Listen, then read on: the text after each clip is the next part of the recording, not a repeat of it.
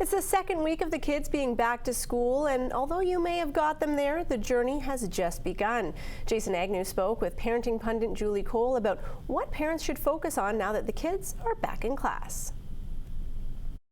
Well, there's quite a bit to focus on, but I think a really important way to start off the new year is to try to form a good, healthy, productive relationship with your child's teacher.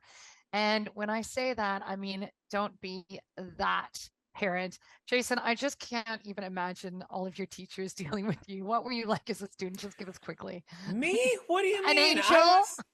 Yes, darling angel. Okay, so maybe earlier on, not so much when I might have been a little troublemaker when I was in elementary school. I straightened out by high school, You though. did it. I'm that weirdo kid on the announcements and student council. Right. Big surprise, Fair right? enough. I just have a hard time picturing you sitting in your seat during circle time. But hey, there you go. You obviously got through it and your teacher survived as well.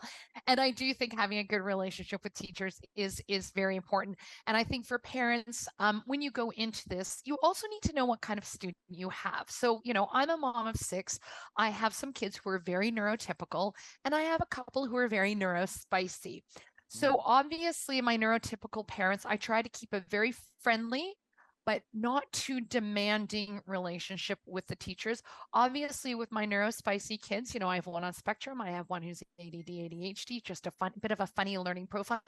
So with them, I'm a little more communicative. So I think either way, at the beginning, understand what the communication looks like. Is that you getting a journal back and forth? Is your teacher the kind of teacher that likes email?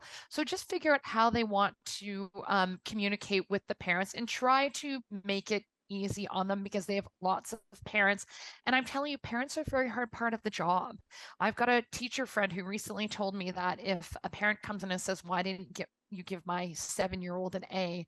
She just says, fine, I'll give them an A, because she's worried that the parents will berate them or make them spend time doing too much schoolwork and not let them play outside. So, make sure that you are communicating and understand and respecting the teacher.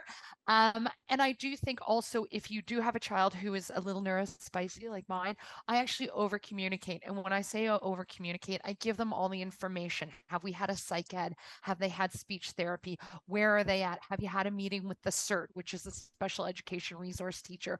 Do you know what's on the IEP? Do you know what their accommodations are? Having a kid who is neurodivergent, parents who are listening, it can be a full-time job. So really, you want to have that teacher on board and remember that you're all on the same team. And it's hard sometimes when you get bad feedback from teachers not to get defensive, but I would advise you to try not to get defensive, try to take it on board, because again, remember, we're all on the same team. So nail that communication, don't get defensive, and don't be that parent.